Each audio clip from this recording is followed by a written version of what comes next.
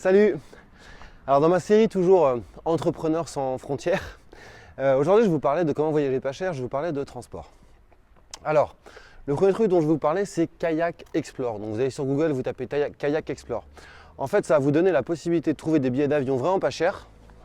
En fait vous avez deux possibilités. Soit vous mettez pas de date, vous cliquez sur la destination sur la carte, sur la date qui vous intéresse. Et là, vous allez voir des prix vraiment pas chers. Moi, j'ai trouvé des billets d'avion pour l'Islande à 40 €, des billets d'avion pour le Portugal à 20 €, etc. Ou alors, vous mettez une date. Et là, en fait, vous allez voir, vous mettez un mois et vous allez voir des prix. Mais dans tous les cas, ça vous permet d'avoir, si vous êtes prêt à partir en fait n'importe quand, ça vous permet vraiment d'avoir des prix pas chers du tout. Ça va de 2 à 3, 4 fois moins cher en fait que les prix moyens. Donc ça, c'est le premier vrai bon plan. Le deuxième bon plan en fait pour réserver des billets d'avion pas chers, en fait, c'est de réserver la nuit, de mettre un VPN. Et de ne jamais en fait refaire des recherches simultanées sur le même site si vous n'avez pas acheté tout de suite parce que là vous allez avoir des prix plus hauts. Alors cette technique ne marche pas dans 100% des cas, mais vous avez déjà beaucoup de chances de trouver des trucs pas chers. L'autre solution, ça dépend de votre cas, mais c'est de voyager en train. Par exemple, quand j'étais en Thaïlande, j'ai fait Suratani Bangkok, je crois même pas pour 15 € en train. Ok, on a mis 12 heures, mais bon voilà, on s'est bu quelques bières avec mon associé, on a dormi. On a voulu tenter. Bon, je vous l'avoue, on l'a pas refait. Ensuite, on a fait Bangkok-Chiang Mai en avion parce que le train, ça nous avait saoulé. Mais si vraiment vous avez un petit budget, ça peut être une aventure sympa à tenter et ça permet vraiment de voyager pour pas cher. Et c'est exactement la même chose dans la majorité des pays. Quand j'étais à Lisbonne, on a fait, donc l'année dernière, on a fait Lisbonne, Porto, je ne sais plus combien, mais on a peut-être payé 20, 25 € en train, alors que les vols intérieurs en avion étaient excessivement chers. Donc ça, c'est les bons plans.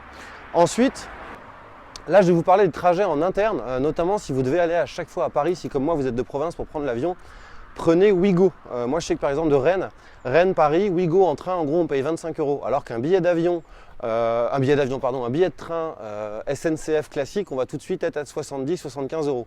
Donc ça c'est super intéressant, donc ça permet quand même de voyager en train, mais en payant beaucoup moins cher. Autre bon plan que vous avez, ça coule de source en fait, c'est d'acheter des billets à l'avance.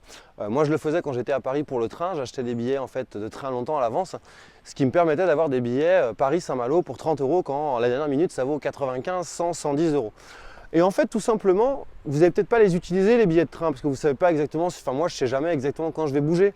Mais vous pouvez les revendre. Vous avez des plateformes aujourd'hui, des tas de plateformes comme Quel Billet qui vous permettent de revendre vos billets de train et dans 90% vous pouvez les revendre le prix que vous les avez achetés. Donc vous ne ferez pas de marge mais vous n'aurez rien perdu. Mais si au moins vous voulez les utiliser, vous allez payer 3 à 4 fois moins cher que si vous les avez achetés à la dernière minute. Et ça marche pareil pour les billets d'avion. Il vaut mieux réserver des billets d'avion à l'avance. Si vous avez prévu de faire 3-4 pays dans l'année et de rester 2-3 mois dans les pays, vaut mieux prévoir d'acheter les billets d'avion à l'avance, même si vous n'allez pas les utiliser. Faites en sorte de prendre des billets d'avion, par contre moi je vous conseille échangeables, remboursables, vous allez payer un peu plus cher, mais le fait de les prendre longtemps à l'avance, vous allez payer beaucoup moins cher. Donc c'est des petites astuces en fait si vous voulez. Je sais qu'il y a des gens qui les connaissent mais qui oublient de le faire, qui le font jamais. Moi je me suis fait une petite to-do list en fait, à chaque fois que je dois me déplacer, que ce soit en France, ailleurs, que ce soit courte distance, longue distance, je fais toujours ça parce que bah, voilà, c'est toujours sympa de faire des petites économies, peu importe ce que vous gagnez tous les mois. Donc je vous invite à vous faire une petite to-do list comme ça, que ce soit pour les voyages court terme ou long terme, et vous allez faire de sacrées économies. Donc entre la possibilité d'être hébergé à l'hôtel, comme je vous l'ai dit dans une autre vidéo qui s'affiche là juste au-dessus, entre la possibilité de manger pour pas cher, comme je vous l'ai déjà dit, là déjà vous avez pas mal de bons plans pour vraiment voyager avec un tout petit budget. Sur ce, je vous dis à très vite pour une prochaine vidéo.